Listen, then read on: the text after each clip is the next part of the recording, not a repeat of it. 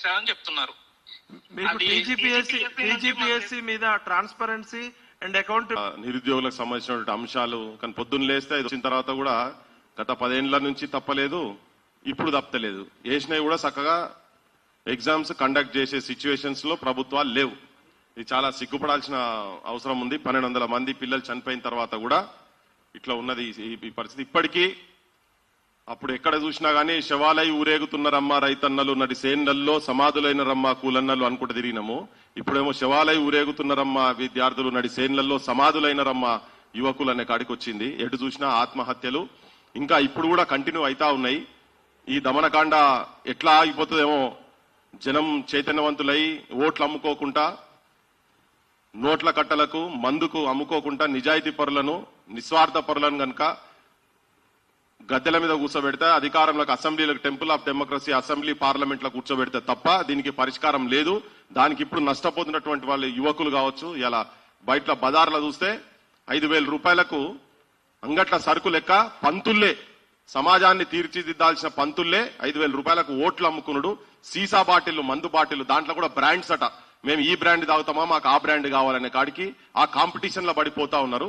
దాంట్లో భాగంగా ఇలా ఉద్యోగస్తుల దగ్గరికి తీసుకుపోయేటందుకు, ఉద్యోగస్తులు ఎటువంటి వాళ్లకు ఉద్యోగాలు రావాలంటే ఇప్పుడు ఇది చూస్తే మొత్తం ఎక్కడ చూసినా గానీ, ఏ అంశం చూసినా గానీ దానిలోకి వెళ్ళి తప్పులు కనబడుతున్నాయి.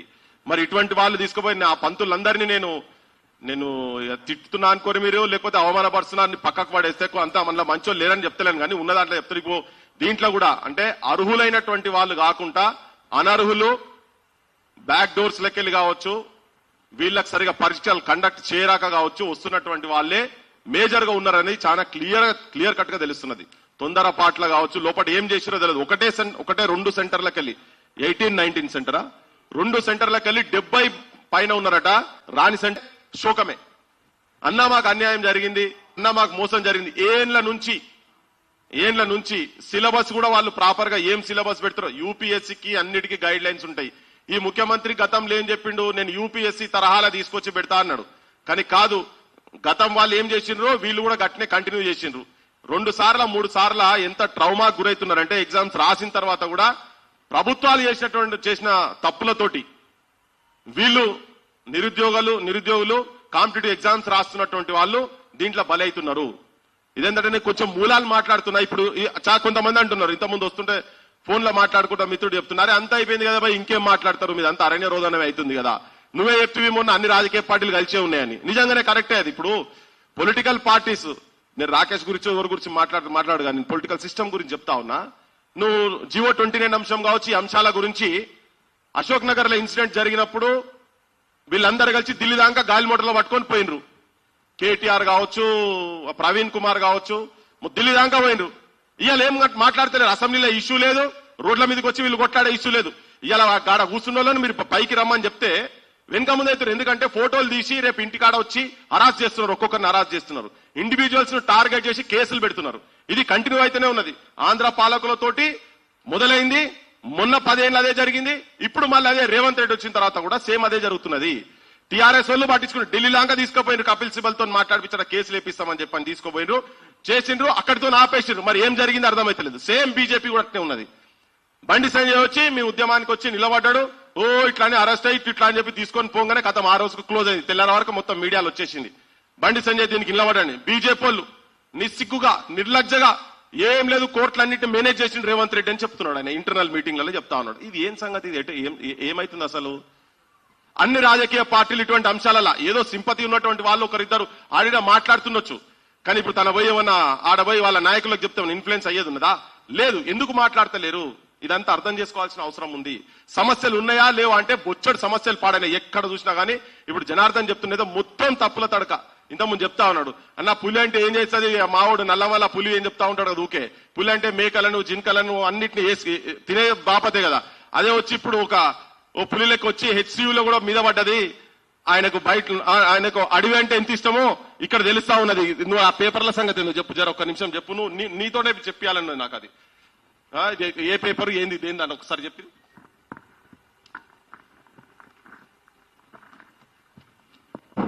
మిత్రులారా, మనకు 4th పేపర్ ఉంది కదా, ఎకానమీ అండ్ డెవలప్మెంట్. ఇందులో 3 సెక్షన్లు కదా.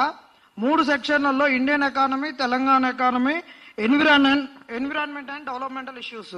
దీంట్లో ఇచ్చినటువంటి సిలబస్ లో కంప్లీట్ గా ఎకాలజీ సిలబస్. ఈ ఎకాలజీ సిలబస్ నుంచి వచ్చిన క్వశ్చన్లు కూడా కంప్లీట్ ఎకాలజీ బేస్డ్ క్వశ్చన్సే వచ్చినాయి. మరి ఇక్కడ ఈయన మనకు పేపర్ ఎవాల్యుయేటర్స్ ఇచ్చినటువంటి ఒక వెబ్ నోట్ లో అసలు ఎన్విరాన్మెంట్ నుంచి ఫ్యాకల్టీలను తీసుకున్నారు కానీ ఎకాలజీ నుంచి ఎక్కడ తీసుకోలేదు. ఎకానమీ అండ్ డెవలప్మెంట్ గా అతను తీసుకున్నటువంటి ఎవాల్యుయేటర్స్ 38 మంది. అంటే ఫస్ట్ ఎవాల్యుయేషన్ కు 19, సెకండ్ ఎవాల్యుయేషన్ 19. మరి ఎన్విరాన్మెంట్ ప్రొఫెసర్స్ ఎక్కడ పోయారు? ఉస్మానియా యూనివర్సిటీలో ఎన్విరాన్మెంట్ డిపార్ట్మెంట్ ఉంది. అలా పిహెచ్డీలు కూడా ఇప్పటికీ 100 అవార్డులు అయినాయి పిహెచ్డీస్. మరి ఎన్విరాన్మెంట్ వాళ్ళని ఎందుకు పెట్టలేదు అంటున్నాం. అయితే ఇక్కడ రేవంత్ రెడ్డి యొక్క వైఖరి, తన యొక్క తత్వం ఈడ క్లియర్ గా హితబోధవుతుంది. ఏంటంటే ఇవాళ డిప్యూటీ కలెక్టర్ అయినటువంటి వాడు ఒక 5 ఏళ్లలో కన్ఫర్డ్ ఐఏఎస్ అవుతాడు. కన్ఫర్డ్ ఐఏఎస్ అయినాక ఇతడు disaster management act, biodiversity act ప్రకారం 2013 బయోడైవర్సిటీ యాక్ట్ ప్రకారం డిస్ట్రిక్ట్ బయోడైవర్సిటీ మేనేజ్మెంట్ అథారిటీకి హెడ్ అవుతాడు. బయోడైవర్సిటీకి సంబంధించినటువంటిది మొత్తం ఇతనే చూసుకోవాలి. ఏ ప్రాజెక్ట్ కట్టినా ఏది కట్టినా ఎన్విరాన్మెంటల్ అసెస్మెంట్ చేయాల్సింది కలెక్టర్. బయోడైవర్సిటీకి ఉన్నటువంటి కలెక్టర్ చేయాలి. ఇవాళ కలెక్టర్కే బయోడైవర్సిటీ మీద ఎకాలజీ పైన పట్టు లేకుండా వాని పేపర్ వేరే దిద్దిచ్చిండు. ఆ దిద్దిచ్చినటువంటిది ఇప్పుడు ఏడ కనిపిస్తుంది? హెచ్సియూలో కనిపిస్తుంది. ఆడ జింకలు అవన్నీ అరణ్య రోదన పెడుతుంటే దాన్ని పలగొడుతున్నటువంటి వాళ్ళు ఎవరు? రేవంత్ రెడ్డి. రేవంత్ రెడ్డికి విధ్వంసం తెలుసు కానీ ఒక కన్స్ట్రక్షన్ తెలియదు. ప్రకృతి ప్రేమికుడు కాదు. నేను నల్లమల పులిని అంటున్నాడు. పులి ఎప్పుడు కూడా వేటాడుద్ది, అమాయకులను బలిగొంతది, నక్కల్ని జింకల్ని అన్నింటినీ రక్తం తాగేదే పులి యొక్క తత్వము. రేవంత్ రెడ్డి తత్వం కూడా ఈడ ఎన్విరాన్మెంట్ ని విధ్వంసం చేయడమే. ఆ విధ్వంసంలో భాగంగానే ఇలా ఎన్విరాన్మెంట్ ప్రొఫెసర్ లేకుండా చేసిర్రు. ఇది మీరు గ్రహించండి. ఇలా హెచ్సిను పలగొడుతున్నది ఇక్కడనే భూమిక పడ్డది. రేపైనా ఐఏఎస్లు కూడా రేవంత్ రెడ్డికి ఇట్ట ఊడిగం చేయడమే.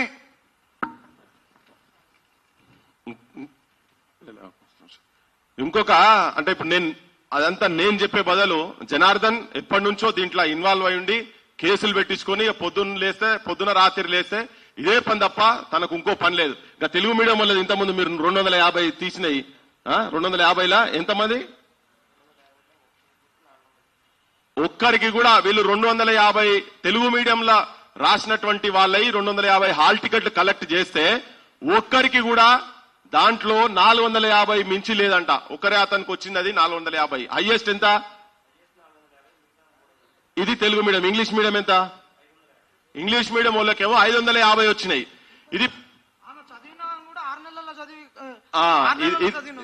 ఇదొక విచిత్రం ఉన్నది. ఆయన పాపం ఆ పిల్లగాడు అప్పుడే పాస్ అవుతారట.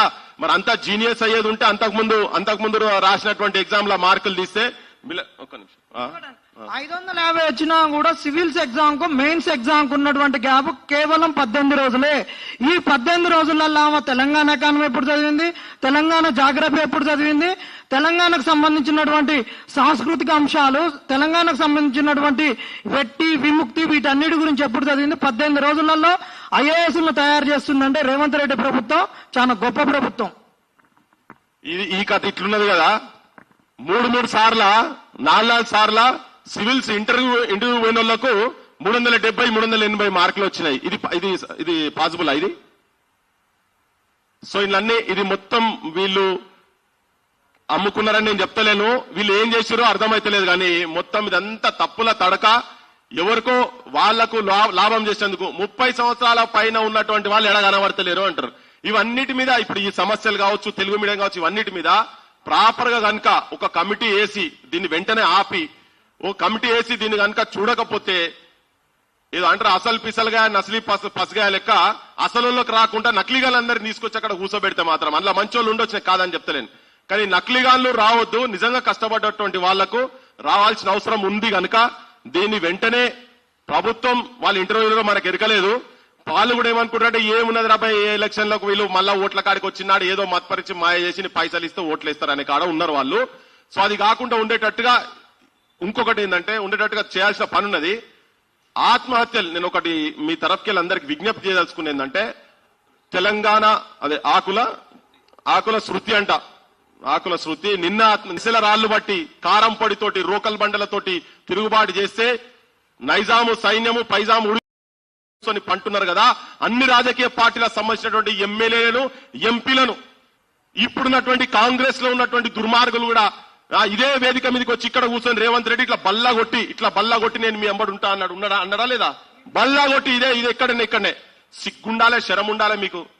అధికారంలోకి వచ్చిన తర్వాత ఇది అంటారు కదా, కన్న తల్లి పాలు తాగి రొమ్మును కొరికిన లెక్క చేస్తున్నాడు ముఖ్యమంత్రి. నీకు సోయి నీ చరిత్రలో నువ్వు అనుకుంటున్నావేమో ఇది అయిపోయింది, నన్ను ఎవడేం బీకలేడని. ప్రతి సావుకు లెక్క కట్టి వసూలు చేస్తాం. నువ్వు ఎన్నో రోజులు ఉంటారని అనుకుంటున్నామో మీరు కావచ్చు, ఇంకా గతంలో చేసిన వాళ్ళు కావచ్చు. గతంలో చేసిన వాళ్ళు దుర్మార్గం చేసిరు కాబట్టి నిన్నెన్నుకున్న తర్వాత నువ్వు వచ్చి కూడా అదే పాపానికి ఉడిగొడుతున్నావు. తెలంగాణను మొత్తం వల్లకాడు చేస్తున్నారు వీళ్ళు. విద్యార్థి యువకులారా, దయచేసి తెలంగాణకు అమరులు వద్దు, తెలంగాణకు సైనికులు కావాలి. ఏ కోర్టులు కూడా ఈ కేసులో తప్పును అని చెప్తలేరు, మీరు ఆలస్యంగా వచ్చిరని చెప్తున్నారు. ఎవరి దగ్గర పోయినా కానీ కనీసం ఒక 5 లక్షలు 10 లక్షలు 500 1000 రూపాయలు ఎవరైనా ఇచ్చేది ఉంటే వాళ్ళని పోలీసు హరాస్ చేసి ఆత్మహత్య చేసుకొని చనిపోయింది మొన్న. అది వచ్చింది, నేను చెప్పిన అది బయటికి వచ్చింది. ఒక్కరికి కూడా దాని మీద పట్టింపు లేదు. ఇప్పటికట్లా జరిగినాక ఇళ్లలో ఎట్లా కూర్చుంటారు, ఫామ్ హౌస్లలో ఎట్లా కూర్చుంటారు. మినిస్టర్లు పెద్ద సెంట్రల్ మినిస్టర్ అయిన కదా బీజేపీ వాళ్ళు, వాళ్ళకేమనిపిస్తలేదా? వాళ్ళ ఇంట్లో పిల్లలు కాదా? ఆఖరి మాట చెప్పి నేను ముగిచ్చేస్తా. రేవంత్ రెడ్డి తన బిడ్డ నా బిడ్డ పెళ్లికి ఎంగేజ్మెంట్ కు రానియలేదు, నా బిడ్డ పెళ్లి అప్పుడు నన్ను జైల్లో పెట్టిండ్రు, జైలుకి వెళ్ళి వచ్చి అటెండ్ చేసిపోయినా అని చెప్పి పెద్ద బాధపడకుండా అధ్యక్ష అని పొంకనాల మాటలు మాట్లాడుతుంది కదా.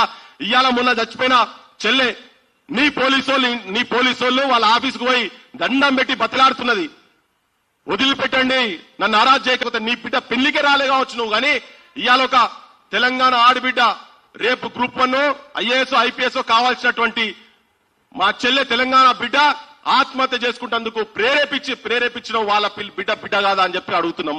ఇవన్నీ లెక్క కడతాం.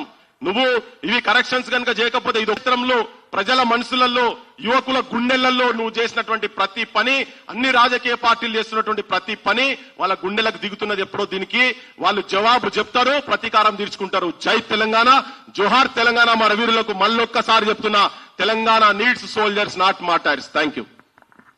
చెప్పుకుంటూ పోతే చాలా ఉంది. ముఖ్యంగా మనందరం మన